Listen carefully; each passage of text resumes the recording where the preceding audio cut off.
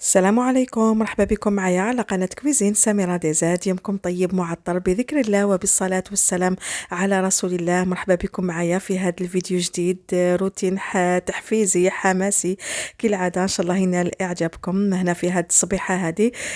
أصبحنا وأصبح الملك لله والحمد لله ولا إله إلا الله ولا حول ولا قوة إلا بالله العلي العظيم.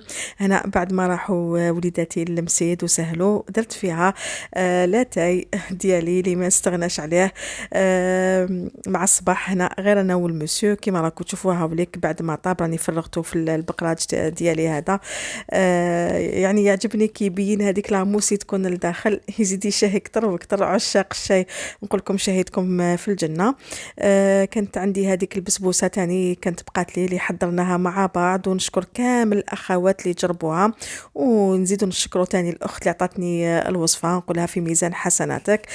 ان شاء الله كامل اللي جربوها وفرحتي بهم العائله بالوصفه تاعك. ان شاء الله كامل راهم يدعوا لك وان شاء الله تبقى هذه الوصفه هذه يعني صدقه جاريه عليك حبيبتي. نينا كوكي هذه صديقه في الفيسبوك هي اللي عطتني الوصفه.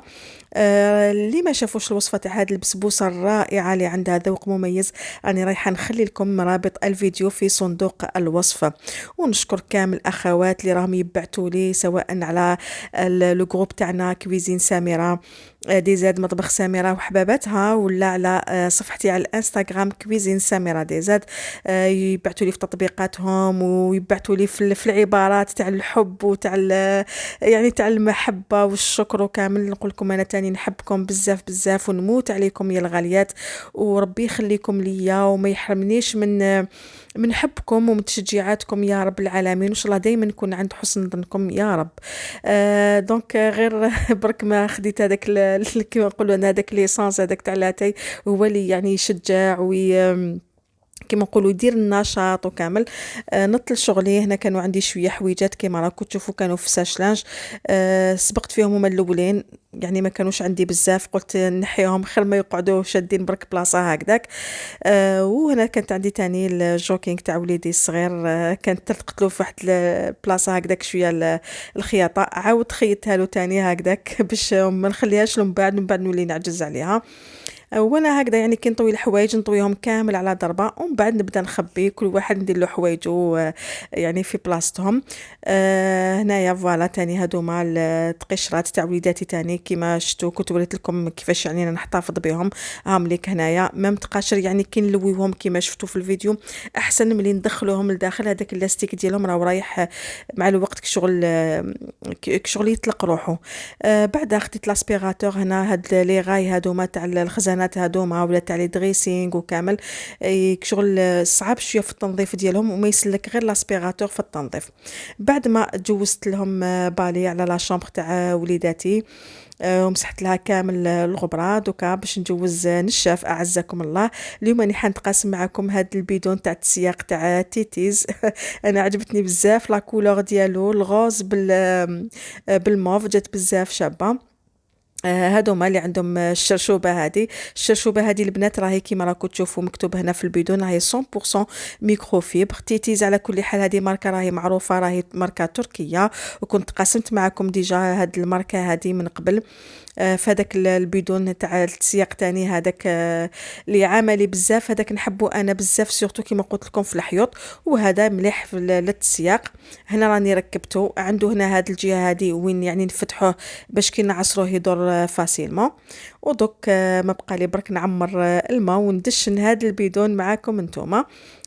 حنحط هنايا السائل تاع التنظيف، حطيت شويه من سائل تاع الاواني ونزيد شويه من لافسول اللي حيعطيني كنت حنقول لكم يعطيني بنه هايله، يعطيني ريحه بزاف هايله. انا اليوم استعملت هذا تاع الياسمين، ريحته بزاف شابه ويبعث بالانتعاش. لافصول يخلينا دائما كشغل نحبوا نسيقوا بهذيك الريحه هذيك الهايله هذيك. هنا قبل راني شمخت هذاك لو بالي هذاك ولا هذا النشاف هذا اعزكم الله، ومن بعد نعصروا في الجهه هذيك يعني تم يتعصر. هاد النشاف تاني يعني مليح. يقيس لي كوان يجوز تاني تحت وين كاين الاماكن ضيقه يجوز يعني بكل سهوله باسكو ما راهوش عالي بزاف. إلي بخاتيك تاني، سورتو الأخوات اللي يعانيو من يدهم، اللي عندهم مشكل في اليد ما يقدروش يعصروا بزاف، هاد النشاف هذا يعاون يعني بالبزاف. بما انه الشرشوبة هذيك راهي 100% ميكروفيبر، تمسح كامل الغبرة، يعني ما تخليش الغبرة، ما تخليش الشعر هذاك، يعني تجبد كلش. و كشغل ما تخليش تاني لي تخاس في لا دال دو سول ولا في الكارلاج ولا. وحنا يعني نسا كيما شفتو نعانيو بزاف كي نسيقو، دي فوا كي نسيقو كشغل يبقاو هذوك لي تخاس تاع النشاف وكامل، وتبقى الارض شغل مشهبه هذا. لا لا، يعني يمد لنا اللمعه هذيك وما يخليوش هذيك لي طراس هذوك. هنا بعد ما كملت لا شومبر تاع ولادي تجوزت كامل يعني على الدار، النشاف هذاك اعزكم الله، ورحت ندير فطوري وجبه الغداء اللي رايحه نتقاسمها معكم. وجبه شتويه وبزاف بنينه. راح نبداو بواحد المعجنات هايلين.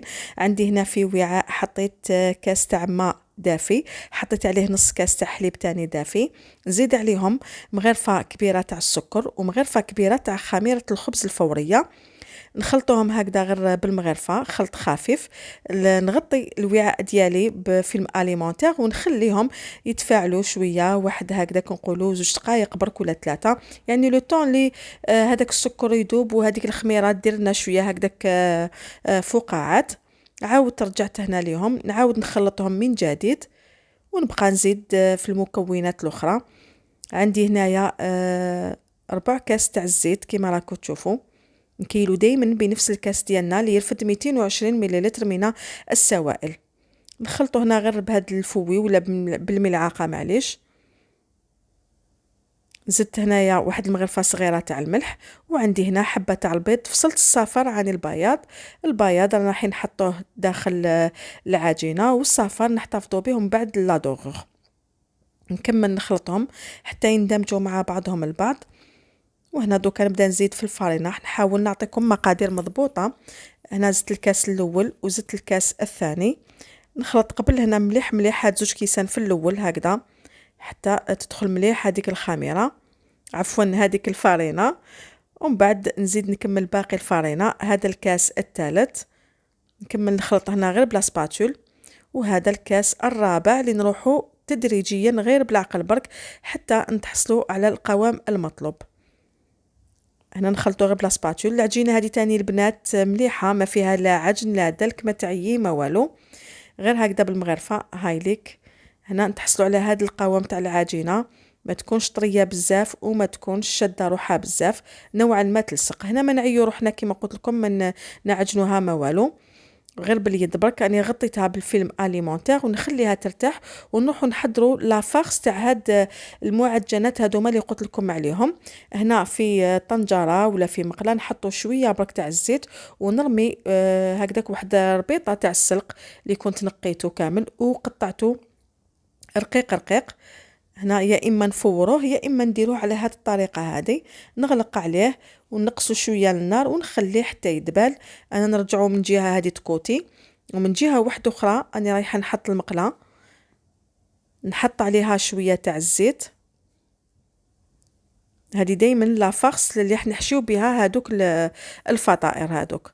حطيت هنايا حبيبه تاع البصل غابي، نزيد عليها شويه تاع اللحم المرحي ولا اي نوع تاع لحوم تكون عندكم. هنا ما نبقى نعبص في هذاك اللحم المرحي مع هذاك البصل. كما نقول لكم دائما هذاك الماء اللي يطلقوا البصل هو اللي يعاوننا باش اللحم ديالنا يتفتح. زدت له هنايا فص تاع الثوم، نكمل نخلط هكذا ونقلي هذاك اللحم مع بعض حتى يدبل هذاك السلق. يعني كما تعرفوا السلق ما فيهش الروح، تم يعني راه رايح يطلق روحه. هاوليك شوفوا يعني جاني ناشف ما فيهش السوائل. احنا نخليوه حتى يعني يتبخر كامل هذاك الماء اللي يكون فيه، ونزيدوا لهذاك اللحم المرحي. دوكا هنا في هذه المرحله نزيد التوابل. درت الملح والفلفل الكحل، يعني هنا ما درتش بزاف توابل، هذا واش درت. وصدقوني جات واحد لافارس بزاف بنينه وخفيفه في نفس الوقت. نكمل هكذا نخلطهم مع بعض حتى هذاك السلق يندمج معاهم وياخذ البنه تاع هذاك اللحم المرحي. هنايا البنات كي كنت نطيب جاتني الفكرة باش هاد لافارس هادي نقسمها على زوج، باش نربح زوج وصفات على ضربة هكذا، ونحمر وجهي قدام زوجي وقدام وليداتي ندير لهم طاولة يعني تكون شابة. يعني هكذا حنا نسا نحاولوا نلقاو افكار هكذا بلا ما نتعبوا، او ميم طون نديروا طاولة تكون معمرة وتكون شابة. دونك قسمت هذيك لافارس خليت وحده كوتي، وهذه اللي راني رايحه نحشي بها الفطائر زدت لها واحد زوج مغارف كبار هكذا تاع الفخوماج. انا استعملت هذا تاع طاختي، مانيش عارفه اذا كان البنات شريتو منه وجربتوه، قولوا لي رايكم في التعليقات. واحد الفخوماج بزاف بنين. اليوم استعملت انا هذا بذوق الجوده، راكو شفتوه معايا هاد الفخوماج، وعنده شحال من ذوق، كاين تاع الكومامبير كاين تاع شاورما. يعني واحد الفخوماج شوفوا البنات يعني يدوب يعني وحده وحده، وعنده بنه بزاف هايله. هاوليك هنا راني خلطتهم مع بعض، ودوكا نروح للعجينه ديالي اللي راهي خمرت لي. نديغازي لاباط، نرش مكان العمل بالفارينه، ونديغازيو لاباط نحطها فوق مكان العمل. نديرو الفارينه باسكو العجينه راهي شويه خفيفه وراهي طريه. هكذا نخرج لها كامل الغازات اللي يكونوا فيها ونطمها مليح، ومن بعد نقسمها هكذا يعني قطع تكون صغيره. هاد العجينه البنات تاني قسمتها على زوج، دوك تشوفوا واش درت بها في الاخر. دونك جزء درت به هاد المعجنات ولا المملحات، وجزء واحد اخر راح نخليه لكم تشوفوه معايا فيما بعد. هكذا دائما كما قلت لكم نضربوا عصفورين بحجر واحد. اليوم انا ضربت ماشي غير عصفورين، ضربت 10 عصافير. دونك من وصفه واحده نقدروا نخرجوا شحال من وصفات. هكذا نكورهم هادوك القطع هكذا يعني الا شفنا العجينه تاعنا تلصق نديرو شويه تاع الفارينه، نغطيهم هكذا باش ما ينشفوش، ومن بعد نبداو نحلو في العجينه ديالنا. نسبقوا في اول وحده فتحناها، نحلها بالحلال تكون رقيقه شويه هكذا على شكل مستطيل ولا على شكل اوفال هكذا. يعني المهم تكون العجينه رقيقه البنات باش يجونا خفاف هاد المملحات. ومن بعد بلا غولات ولا بالموس نديرو خطوط بهذا الشكل هذا البنات. شوفوا يعني ما يكونوش مفتوحين حتى لتحت، شغل في الوسط برك. يعني الفيديو هو لو رايح يعبر لكم على الطريقه كيفاش نقطعوا العجينه. ومن بعد هنا عندي الفخوماج هذا الخاص بلي غراتان بلي كيش وكامل، راح ناخذ قطعه منه ونرابيها. الفرماج ديالنا كيبقى لنا هكذا البنات لازم نغطيوه مليح مليح باش ما يضربوش الريح ويبسلنا ويبقى دائما طري. نسكرفج هكذا كميه منه. يعني نتوما من الاحسن توجدوا الفخوماج ديالكم قبل ما تبداو تخدموا، ما ديروش كيما انايا. هاوليك دوك كلش راهو واجد، لافارس تاعي راهي طايبه واجده وبارده. الفخوماج ثاني هاوليك راه واجد، نحطو كلش قدامنا باش نسهلوا الخدمه علينا. ومن بعد نحط في هذيك الجهه وين ماشي مقطعه نحطو شويه من السلق هذاك. هنا الفخوماج البلون يعني خلطته معاه باش يجيني سهل، خملي نديروه وحده. ومن بعد نحط من الفوق هذاك الفخوماج غابي ونرولي عليه، نغلق مليح على لافارس، ومن بعد نروليها هكذا بهذا الشكل هذا. ومن بعد ندورها على نفسها العجينه هذيك، وكي ندوروها ما نزيروهاش بزاف باش نعطوا لها المساحه باش تخمر. هاد المملحات البنات راني رايحه نطيبهم في هاد لي مول تاع لي طارتولات. نظن ما كانش وحده ما عندهاش لي مول تاع لي طارتولات. يعني هام ليك هنايا كنت دهنتهم بشويه تاع الزبده، ونحط المملحات لداخل ونكمل البنات بنفس الطريقه حتى نكمل كامل العجينه اللي راهي عندي. يعني شوفوا البنات الطريقه بزاف شابه وتاني ساهلين بهكذا باش نبدلوا يعني في الشكل تاع المملحات. هادوما البنات بزاف هايلين ناكلوهم في الشتاء هكذا مع هاد البرد مع الشوربه مع لي سوب، ولا في فصل الصيف تاني نقدروا نتناولوهم كوجبه عشاء مع العصائر وكامل. هاوليك الشكل ديالهم. بعد ما كملتهم جبت هذاك صفار البيض اللي كنت خليته وزدت له شويه تاع الحليب. اللي يحبوا هذاك اللون بزاف فونسي ولا اللي عندهم الفوق تاعهم ما يحمرش مليح تقدروا تزيدوا شويه قهوه سريعه الذوبان وتخلطوهم كامل مليح مع بعض.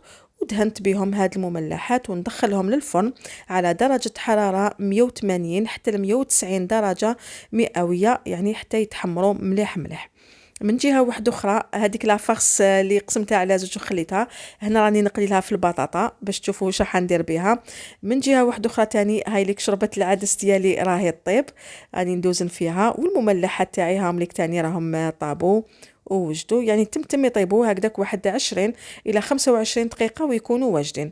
بعد ما شفتهم انا تحمروا من التحت، شعلت لهم شويه الفوغ من الفوق باش ياخذوا هذا اللون الذهبي هذا اللي راه هنا امامكم.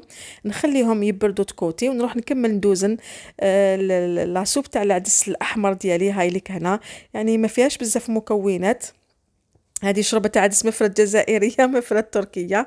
دونك درت العدس الأحمر، حبيبة تاع البصل، زوج حبات تاع الزرودية، الثوم، ودرت الملح، فلفل الكحل، شوية تاع القزبر المرحي تكي، ورميت لها مرسو تاع صدر تاع الدجاج، قليتهم مليح مع بعض.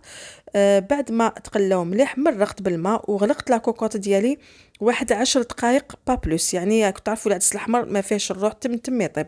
دونك كون نزيدوا له 10 دقائق راه رايح يقدر يلصق لنا في لا كوكوط.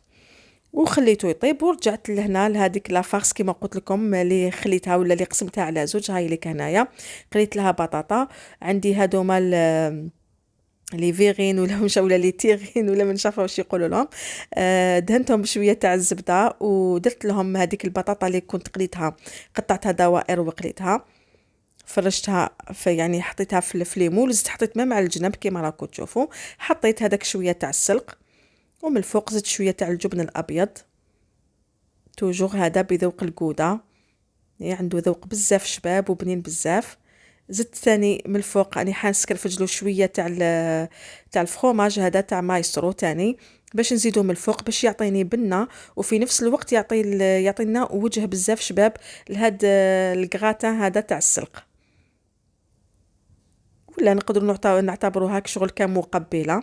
سورتو كاين بزاف ناس يصوموا في هذه الفتره هذه. ان شاء الله الافكار هذه اللي نقترحها عليكم راهي ان شاء الله تكون تنال اعجابكم.